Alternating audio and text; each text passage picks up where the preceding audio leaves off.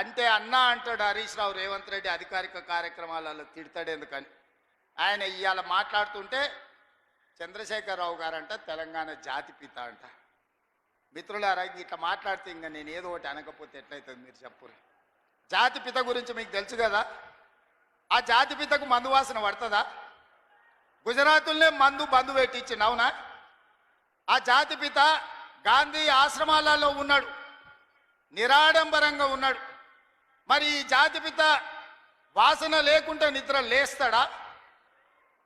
ఆ జాతిపిత ఎక్కడా? ఈ జాతిపిత ఎక్కడా?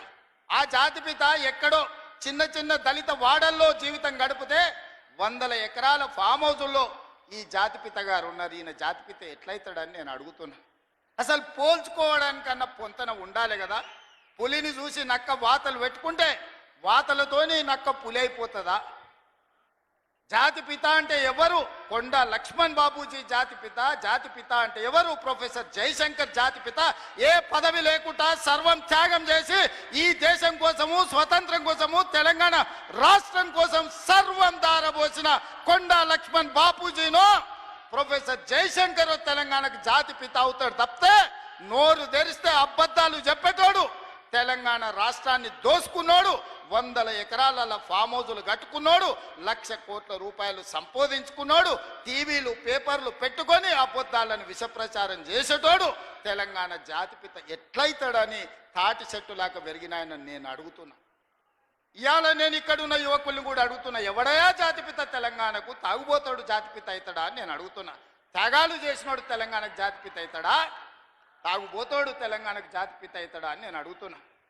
ఒక జయశంకర్, ఒక కొండా లక్ష్మణ్ బాబుజీ తెలంగాణ జాతిపితలు అవుతారు తప్పితే తెలంగాణను జలగల్లాక పట్టి పీడించుకున్నవాడు, తెలంగాణ ప్రజల రక్తం దాగినోడు ఎవడు జాతిపిత కాడు.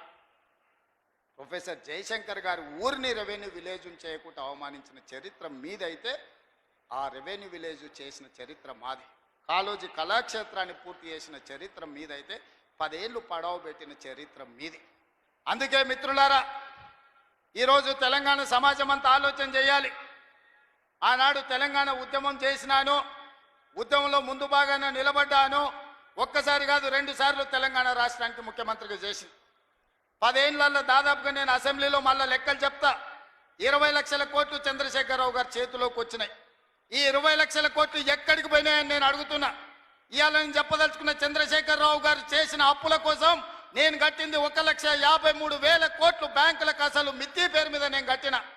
నిజంగానే ఈ 15 నెలల ఈ 1,53,000 కోట్ల రూపాయలు నా చేతుల్లోనే ఉంటే మా పొంగులేటి శ్రీనివాసరెడ్డి గారికి చెప్పి 30 లక్షల ఇండ్లు, ఇందిరమ్మ ఇండ్లు పేదోళ్ళందరికీ తెలంగాణ రాష్ట్రంలో అందరికీ ఇండ్లు కట్టించుండేవాడిని. ఇవాళ నా దగ్గర ఇండ్లు లేని పేదల లెక్క 25 లక్షలే ఉంది.